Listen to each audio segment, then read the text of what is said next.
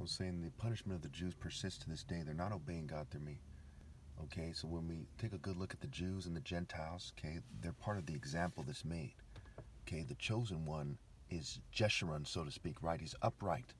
Okay, he's not a flesh-based person. He's not somebody who has a Jewish name. He's somebody who's named upright. They just happen to be speaking Hebrew and whatnot when they gave him that name. They say, this is his name, right? You know, Moses means to draw out, right? You know, and so on and so forth. Okay, Jacob means to go behind and to seize and supplant and follow and so on and so forth.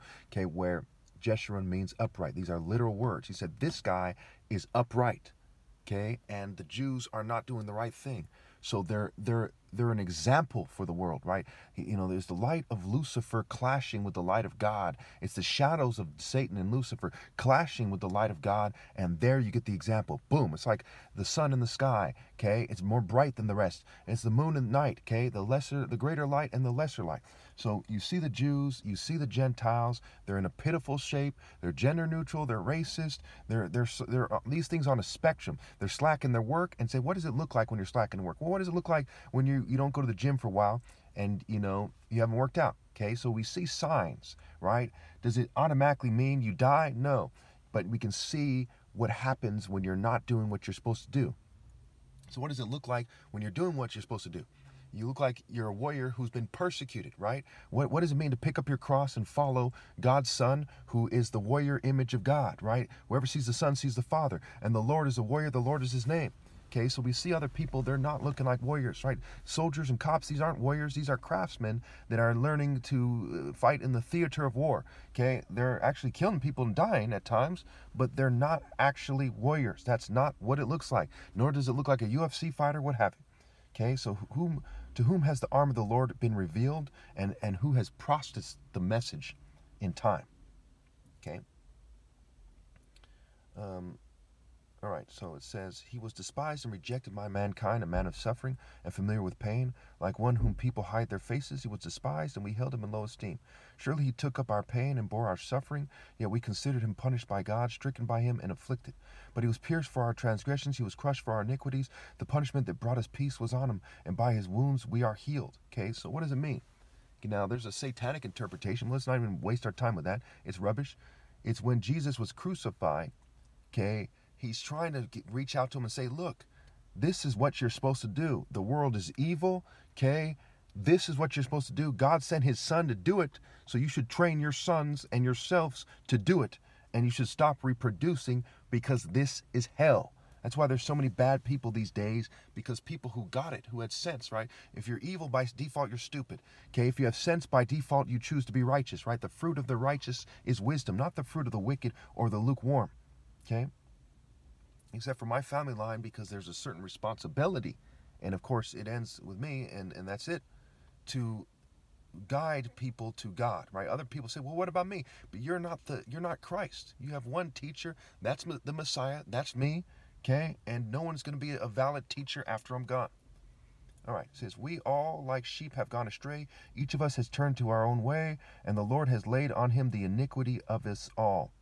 He was oppressed and afflicted, yet he did not open his mouth. He was like a lamb led to the slaughter, and as a sheep before its shearers is silent, he did not open his mouth. When he's actually being crucified, okay, during many times, he did say, daughters of Jerusalem, and so on and so forth. So it's confusing about what it means, right? His actions and so on and so forth. To make a long story short, it doesn't matter what they're getting at in the details, okay? Because it's like a poem. They may as well be saying his hair was gleaming in the light. And you see what I'm saying? It doesn't matter.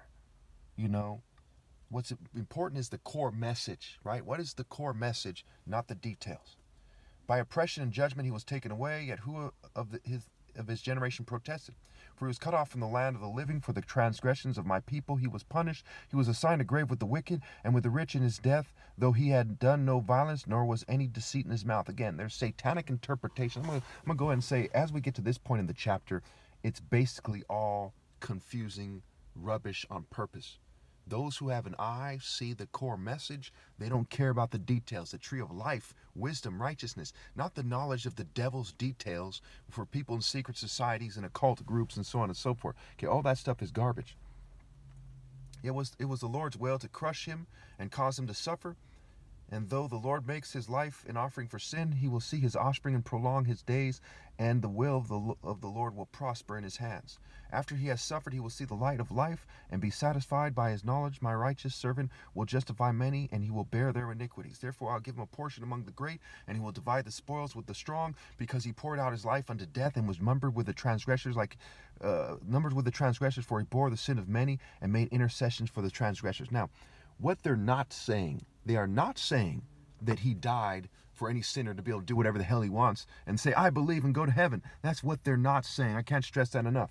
What it is saying is he died, God sent his son to earth so that you would see that you can do this. You can carry your cross. You can masterfully move and try to beat them to the punch. Okay? Try to, whether you have to kill yourself or fight to the death, you can choose to die for principle. Okay, Samson died a certain way, John the Baptist, Stephen the martyr, Jesus, okay? Jesus didn't say, don't pick up the sword. He said, he who lives by the sword of the flesh is what he was getting at, dies by the sword. In another version, he said, what are you doing? You don't want me to drink my cup? He said, he who interferes with God's plan dies by the sword, okay? But the one who, and you have my permission to fight to the death if the situation calls for it, okay? If you're in the divine order, okay, if you're obeying God through me, you're going to have the judgment to know when to fight to the death and when not to. Have the judgment to know if you should commit suicide or not. Okay, because it's moral precision. When you explore these things enough, it's obvious. What does sense say? What does wisdom say? Forget what the state says. Forget what mental health says. What is logic? Okay, and people have no viable counter argument. It's in my book as well. Okay. Anyway, Isaiah 57.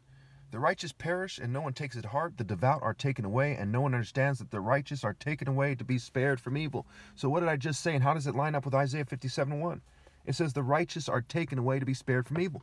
If you know that the government's going to come and torture you and rape you and abuse you for 20 years, are you better off fighting to the death? Yes. If you can't bring yourself to fight to the death, or you're just going to get caught trying, are you better off committing suicide? Yes. If you don't know that, you're dumb. These people are the children of Marquis de Sade, so to speak. The children of the devil, the Mark and Marquis. Where we get the word sadism. They're sadistic beasts. They want you to come to the conclusion that you're supposed to let them torture you, but that's not God's plan. Can you imagine God, the top martial artist ever, the source of the top martial artists ever, the God of top martial artists ever, the God of the top martial artists ever, okay, wanting you to submit yourself to torture so a bunch of sick fucks can get pleasure from it? That's stupid, okay? So we'll go over this again. They've been fuming me in the next part. I went over time or something, but the righteous perish and no one takes it to heart. The devout are taken away, and no one understands that the righteous are taken away to be spared from evil. It says no one understands, and they're going to keep not understanding. Nothing new under the sun. They don't get that you're supposed to die for God to be spared from observing the evil of being in rebellion from God and walking in the way of rebellion and wickedness on the paths of injustice and cheating and treachery.